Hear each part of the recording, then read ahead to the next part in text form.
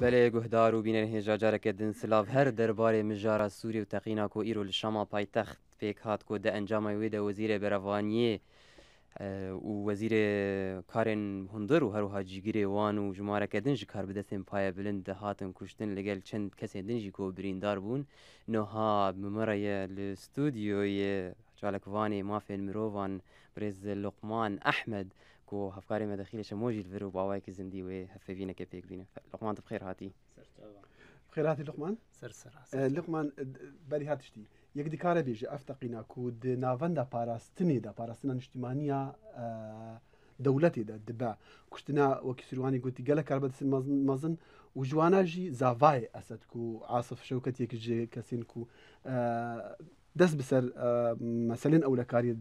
سوريا دهابو شكاندنا بشتار رجيميه يعني شركي وكي عادتي تشتك راسي تشتكي قابك نه قابك تكتيكي نه ناف شورشا سوري ده جبر درباسي نافا بايتختا سوريا بون والجيكي قالك مازن ده اف كساني هاتن كشتن راستي قراني قالك مازن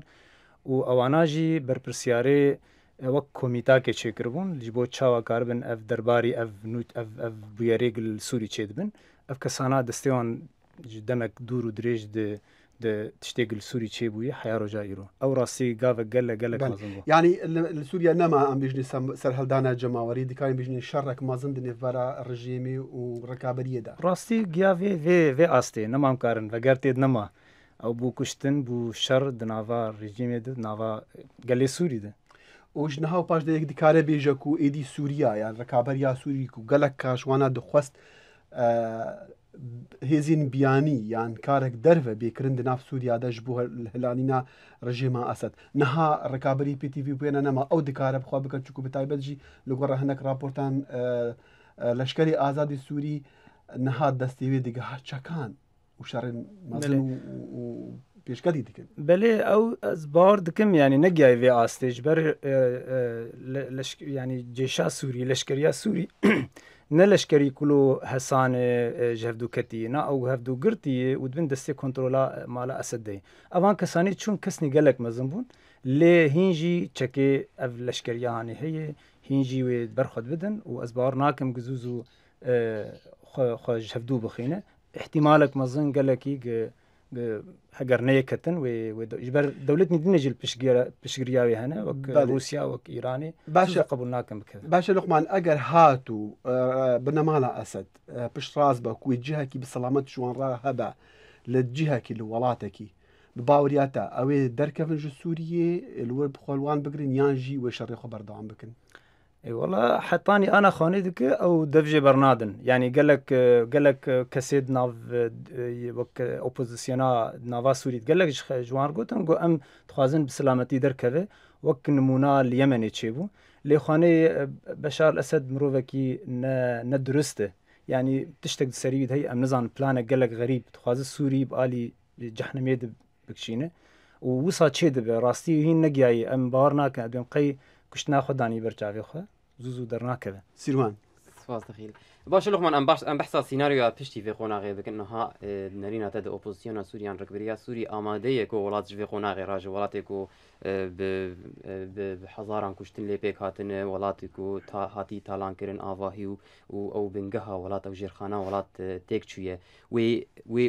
اوبوزيسيون تشاوا كار بخوب سر هفبينو وفيكاري دوام بك او برسا قال لك مازن راستي اوبوزيسيون سوري نهفدو قرتي يعني هارمونيا ولد نافيد او غريدانا قال لك يقولوا من الولات دني ديتن وك ليبيا وك ولات ندن او الناس سوري راستي تني اوان كساني اي قال لك جنوب ده الريجيم فقط يعني وك يداوين مناف طلاس كوري مصطفى طلاس او كسانا دستيوانا وك عبد الحليم خدام قال لك مروف راسي ملك حياني قال لك كسيد انا وقت بيجي السركن د لشكرين ازاد او انا بري دمك نافا ريجيم يدبون جبر فيها قال لك او غريدان تشيناب جوي كان يا قماري وخارنا راستي اف جبو بشروجا سوريا دبي مروفني قال لك تيجي هشتي بن قال لك ولات باريس بن قال لك لي اف دما في قناغك وقت مي بيجن دمك ودرباس ببه لي دما بيتي ازبارنا كان فان كسانا كاربن سوريا بيجينن استك درست ووقت بيجي هفدو قرتي قال لك باك لوقت جيرد باش ام جاري دون سر هالوسط انا بنتوي انه هال بر جواكا او لكاريان توي نكبوي لنيويورك يكون ببش بو قفتو مجارة سوريا قفتو بك انه و هالوسط شاب تايبت هالوسط روسيا وشيني و شاب تايبت بشتي اف بويرينكو ايرو الشامي بون ای خانه دکه روسیا گله گریدانا خو ولوتی خانه کرن جمر او گله گریدانا خو بناوا هندرد یعنی او دست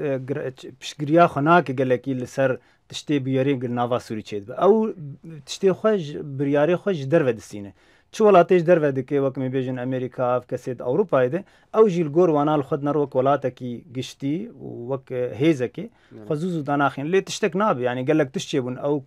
کم کجیا گل حمسی چیبو نزال لدردورا ادلب چیبو الحلب چیبو وانا لازم روسیا وی دم بریارک بدایج اخو وگره لی باور و نگریا او دمکی خانه دکه گلک گریداناوی او باندورات تشید نوا سوری چید به هندرد گلک لسر سوریا تنی لسر روسیا تنی بله لقمان بابتك دي جرينج بري دمكي بري بلكي 2 ساعات يعني ساعة ونيفا دي بريس كونفرنس كده وزير بريطانيا بريطانيا قال وزير بريطانيا امريكا بحثي مسألة سوريا دي كنوان وزير دريفي وزير بريطانيا بريطاني برسك جرينج اني هولي اوجي مسألة كيميائي دي سوريا دا يعني نافاندين كيميائي سوريا دا يعني او دي بيجنكو سوريا كيميائي هيا ليه چکی کیمیایی هیانا او اگر هبه چکی کیمیایی وی بکار بینا اگر گها قناغه کی کو دماهیاویت ترچد صدنما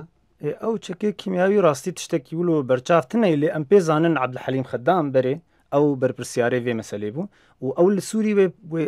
بگومانج بر رژیم کوک سوری الجمعنا هبه لی حیا کیجان استی کارب اف چکانا بکار بینه لی از کارم دی سانی تشتکید نبیجم اف رژیم کار هر تشتی بکه جبو پاراس ناخو جبو بگی خو رزگار بکه کار هر تشتی بکه وک تشتی العراقی چیبو وک صدام حسین تشتی کر قال لك نيزيكي هبدي او سيناريو قال لك نيزيكي هبدي يعني جسيون هر تشتي انساني حق واسكم كجيد حقي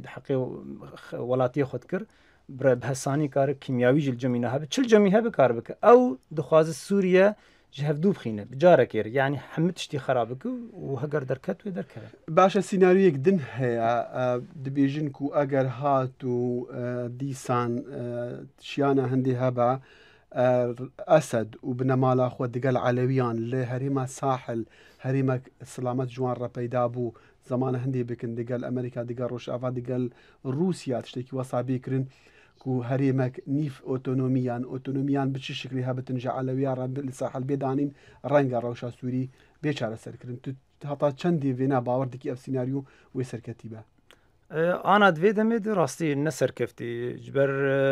مالا اسد بخوا يعني سوري نماطي قبول كرن ناف علوي ناف حمك كسيده مالا اسد بخوا دبي يعني يا دركفن يا جوي ولاتي دركفن يعني چاره جوارتني جبو مساله علويه جبر قالك وكيدني سوريا ده قالك برسغريكي مازن هنا مساله كردا هي مساله علويه هي مساله درزيه هي مساله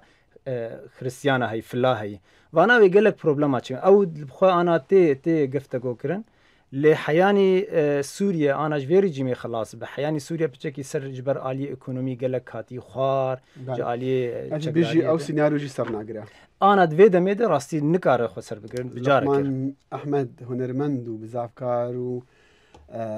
نيفيسكار أم قالك سباس يدد كنج بوهاتنا تجربة سوريا دنك قالك سباس سرچابا قالك سباس بوا